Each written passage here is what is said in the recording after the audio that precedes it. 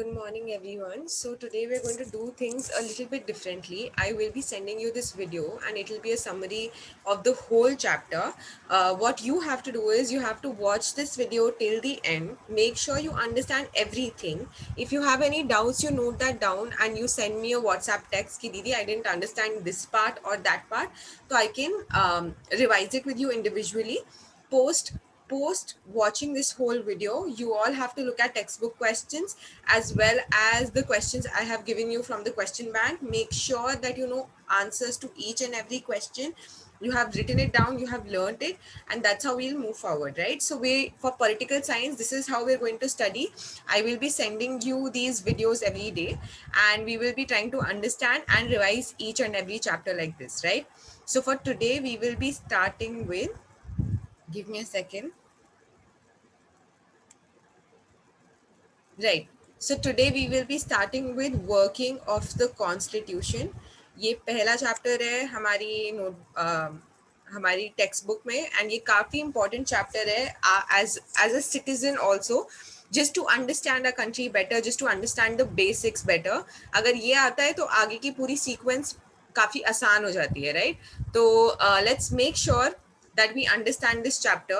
Also, please understand why is the term working used. Okay, so not studying the constitution, not reading the constitution, it is working of the constitution. So what we are looking at is implementation of the constitution. तो कौन constitution को implement करता है, हम इस चीज पे focus करेंगे rather than कौन constitution को बनाता है, right? तो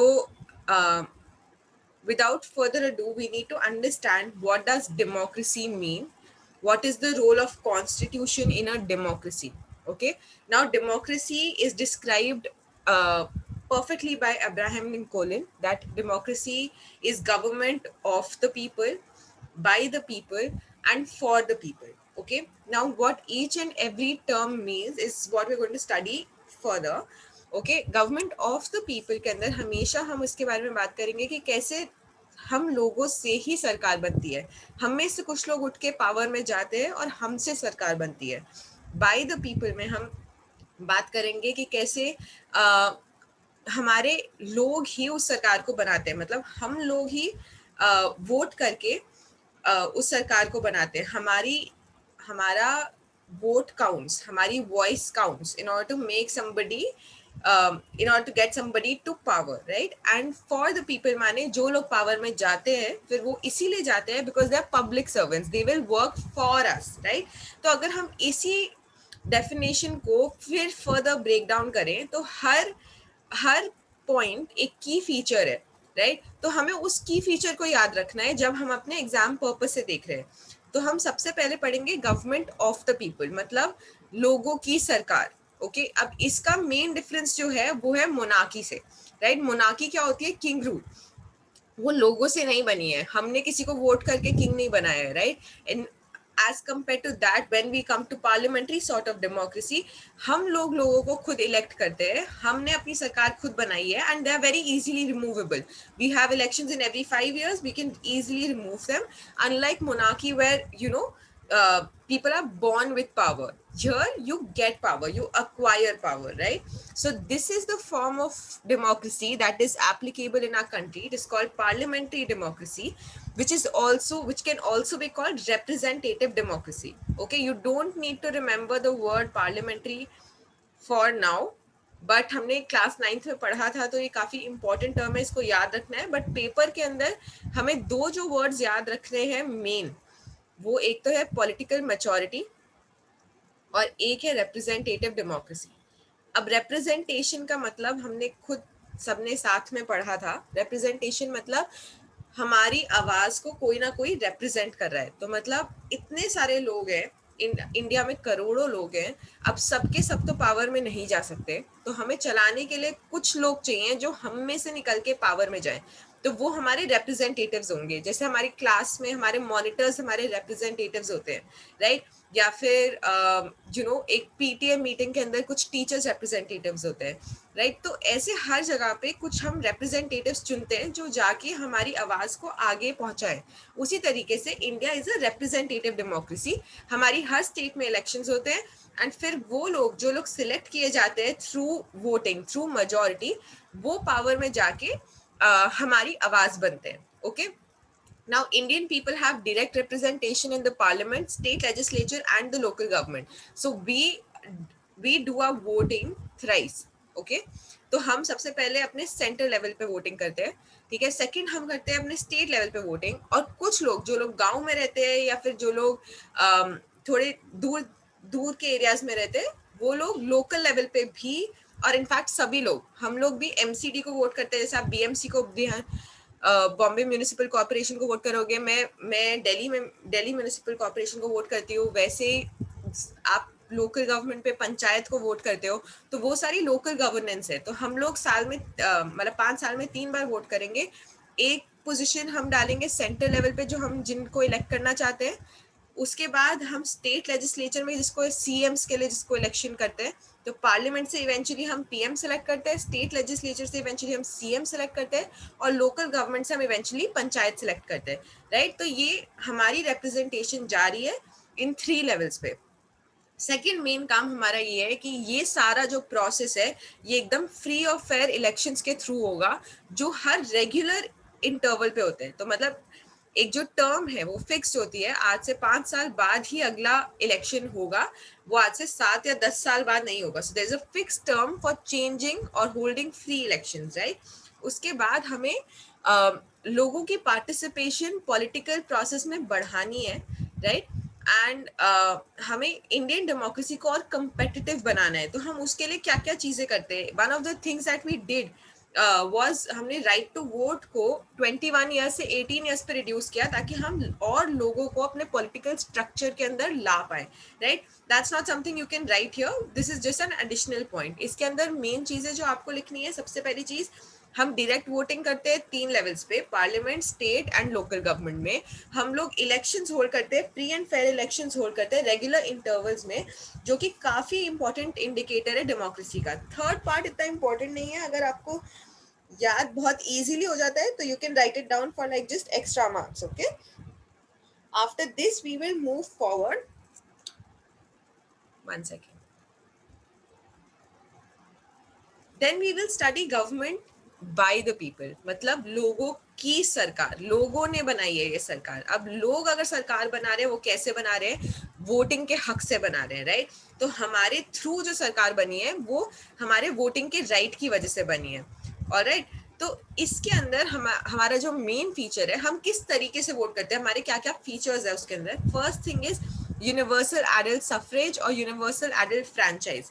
इसका ये मतलब होता है कि जो भी इंसान अभी तो 18, पहले 21 साल, ठीक है, जो सबसे पहले जब 1947 में जो हमने आज़ादी मिली, 1951 में हमने कॉन्स्टिट्यूशन बनाई, उसके बाद जब हमने अपने वोटिंग करनी चालू करी, तो हम तब 21 ईयर्स के जब थे, तब हम लोग, अगर आप वुमेन हो या मैन हो या किसी भी जेंडर या कास्ट को बिलोंग करते हो, if you are above the age of 21 you have the right to vote.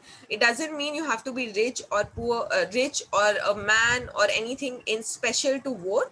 You can be anyone above the age of 21, and if you're a citizen of India you have the right to vote, right? Now this changed to 18.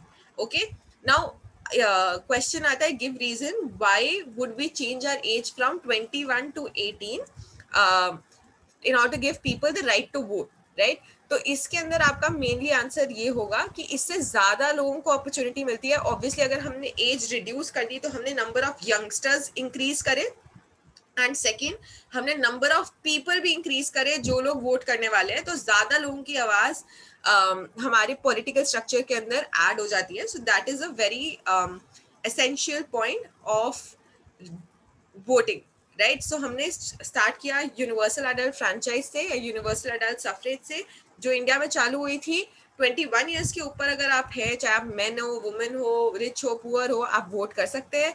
हमने उसकी as कुछ time बाद reduce करके 18 कर दी। क्यों 18 करी? इसका दो फोल्ड रीजन है।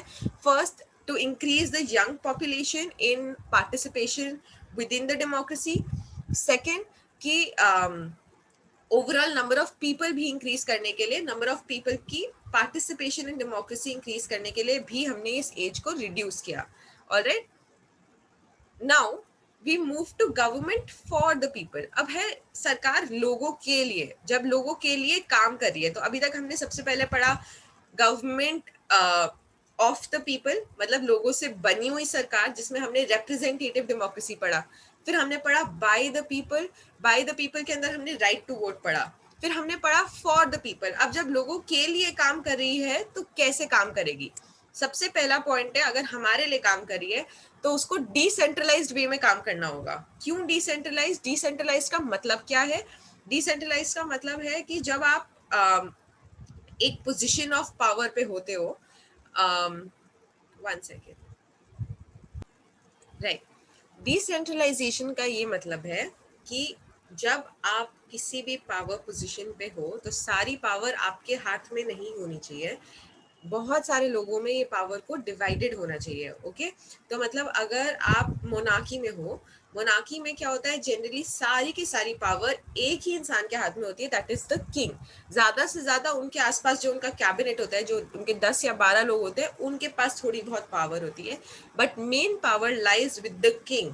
But in a democracy, main power does not lie with one person. It is divided among different people at different levels. तो सेंटर लेवल पे सिर्फ प्राइम मिनिस्टर नहीं होंगे, there is a cabinet of ministers as well, there are state ministers as well, there are different levels at which people are present and they are given different works, different powers. तो जो काम state government का है, जो काम आपके CM's करते हैं, उनके अंडर जितने भी लोग डिस्ट्रिक्ट वाइज मिनिस्टर्स है, जो काम वो लोग करते हैं, वो वाला काम नरेंद्र मोदी नहीं करेंगे। Narendra Modi will have a different sort of work profile. Shiv Sena has a different sort of work profile. So the work has been divided in people. Now, when we divide work, what's the advantage of it? The advantage is कि एक इंसान के हाथ में सारी power नहीं जाती। तो मतलब वो जो पावर का मिसयूज हो सकता है, जैसे किंग्स काफी बार पावर का जो मिसयूज करते थे, सिर्फ अपनी मनमानी करते थे और बाकी लोगों की सुनते नहीं थे, और एक्चुअली सुनते नहीं थे कि जनता चाहती क्या है, राइट?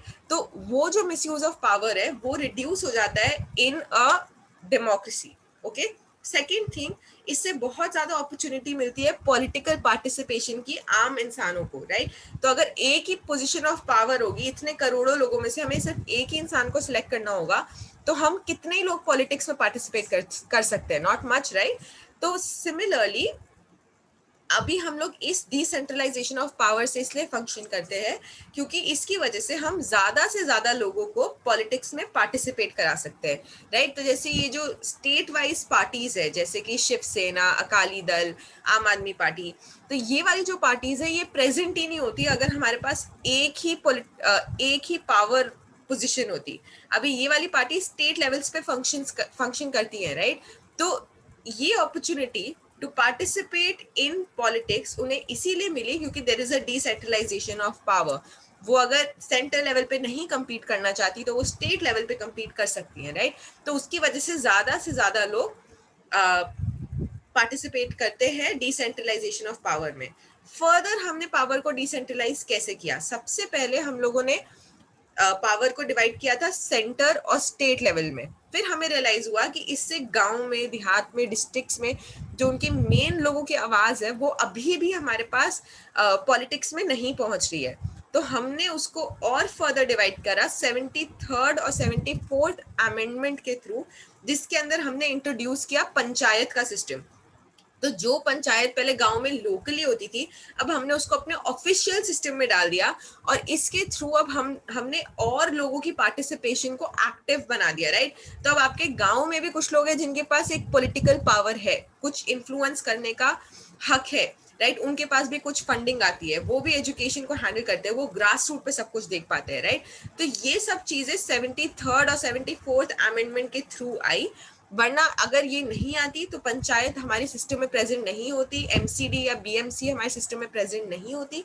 और उसकी वजह से क्या होता है, जैसे आप देखते हो कि बीएमसी का कितना बड़ा रोल है, आपके बोर्ड्स होंगे या नहीं होंगे, इन सब चीज़ों में आपसे रिलेटेड जितनी भी इंफॉर्मेशन है, कोविड में बॉम्बे का क्या रिएक्शन होगा, राइट, तो ये सब चीजों पे कितना कंट्रोल है बीएमसी का। अभी अगर बीएमसी नहीं होती तो जो भी महाराष्ट्र में हो रहा है वो सब में अक्रॉस महाराष्ट्र कॉमन होता, चाहे किसी में कोविड केसेस ज्यादा है चाहे कम है, इससे कोई फर्क नहीं पड़ता। आपके नो मैटर व्हाट, आप कहीं भी हो महाराष्ट्र में, अगर आपके सीएम ने कुछ बोल दिया तो वो आप पे एप्लीकेबल होता। बट क्योंकि आपके पास एक म्यूनिसिपल कॉरपोरेशन है, वो आपको एक एक्सेप्शन प्रोवाइड कर सकती है, गिवन कि आपकी सिचुएशन बहुत डिफरेंट है, राइट। ये चीज पॉसिबल ही इसलिए है क्योंकि आपके पास पंचायत और म्यूनिसिपल कॉरपोरेशंस का ऑप्शन है, और ये ऑप्शन आपको मिला है 73rd और 74th अमेंडमेंट के थ्रू। तो हमने डिसेंट्रलाइजेशन ऑफ पावर में पढ़ा कि ये डिसेंट्रलाइज पावर करना जरूरी क्यों है। ये इसलिए है क्योंकि हम मिसयूज ऑफ पावर रोक सकते हैं। सेकंड चीज, ये और ज्यादा से ज्यादा लोगों को पॉलिटिक्स में इन्वॉल्व करती है, लेके आती है, राइट। थर्ड चीज हमने पढ़ी कि हमने एक नई अमेंडमेंट करी थी जिसको बोलते हैं 73rd या 74th अमेंडमेंट, जिसके थ्रू जितने भी लोकल सेल्फ गवर्नेंस है, तो जितने भी सारे पंचायत सिस्टम्स है, उनको हमने अपने डिसीजन मेकिंग प्रोसेस में, अपनी पॉलिटिक्स में ऐड कर दिया। तो अब हमारे 3 लेवल्स हो गए, centre government, state government and local government. Okay, now we move forward to how can we increase people's participation even further। as we see कि ये सारे ministers, चाहे सेंटर पे हो, चाहे स्टेट पे हो, चाहे लोकल पे हो, सबके सब एक्सट्रीमली करप्ट है, राइट। सो इनकी जो करप्शन है ये काफी एक्सट्रीम मेजर में पहुंच गई थी अराउंड 2002-2003, जब बहुत सारे स्कैम्स इंडिया में रिलीज हो रहे थे, जैसे कि 2G scam, 3G scam, CWG scam. तो ये सारे जो सारे स्कैम्स थे कि जितने मिनिस्टर्स पैसा खा रहे, ये चीज को बहुत ज्यादा अटेंशन मिलने लगी थी 2002-2003 के अराउंड, राइट। तो उसी टाइम पर बहुत लोगों ने फाइट करके एक नया बिल पास करवाया जिसको बोलते हैं राइट टू इंफॉर्मेशन एक्ट।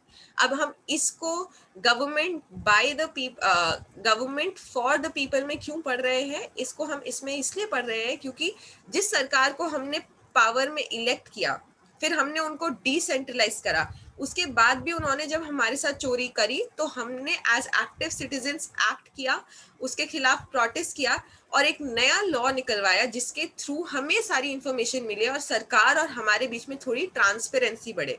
हमने ये कैसे किया, हमने देखा कि बहुत ज्यादा करप्शन हो रही है हमारी कंट्री में, अब हमें इस करप्शन को कम करना है। हम इसको कम कैसे कर सकते हैं कि अगर सरकार की जो सीक्रेसी है, मतलब कि जैसे कुछ भी डॉक्यूमेंट साइन होती है या फिर वो कोई डील करते हैं या फिर वो कुछ भी करते हैं, हमें कभी पता नहीं चलता था पहले कि ये डील साइन हो रही है या इसमें कितना पैसा जा रहा है या कितना बजटिंग है, ये सब कुछ हमें पहले पता नहीं चलता था।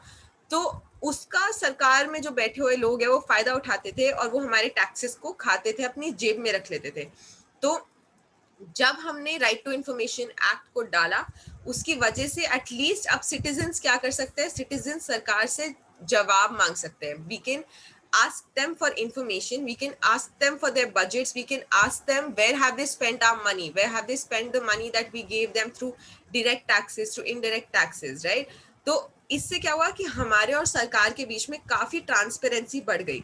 इससे जो करप्शन है वो समवॉट, अभी भी ऑब्वियसली बहुत करप्शन है, बट हम इसको यूज करके करप्शन को थोड़ा रिड्यूस कर सकते हैं, right. So this is a very important act, it comes as a short note, as a 2 marker, so please keep in mind that you make a note of this, right.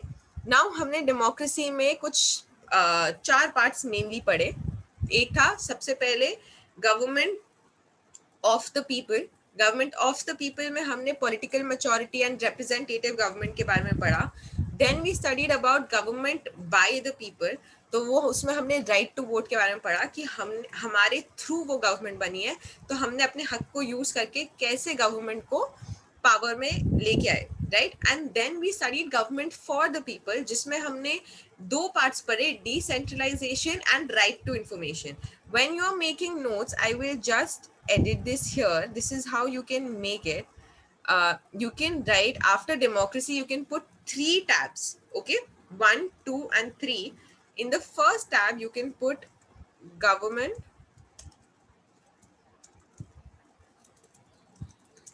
of the people,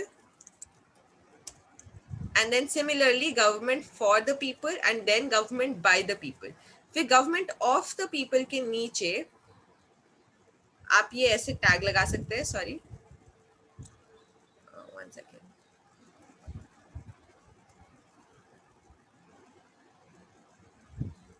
तो government of the people के नीचे आ जाएगा political maturity.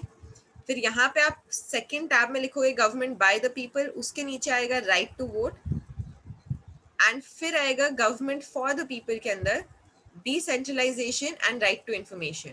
ठीक है, तो उससे आपको easy हो जाएगा बहुत ज़्यादा ये चीज़ लर्न करना. एंड इतना आप इस चैप्टर को इतना लर्न करो, and then we will take it forward in our next class, because if we do more, then we won't do everything perfectly, right? So we will do the other two segments of this chapter in the next class. Make sure that you learn this properly, okay? And if you have any doubts, you can contact me, and we will work through it. All right, take care. Bye bye.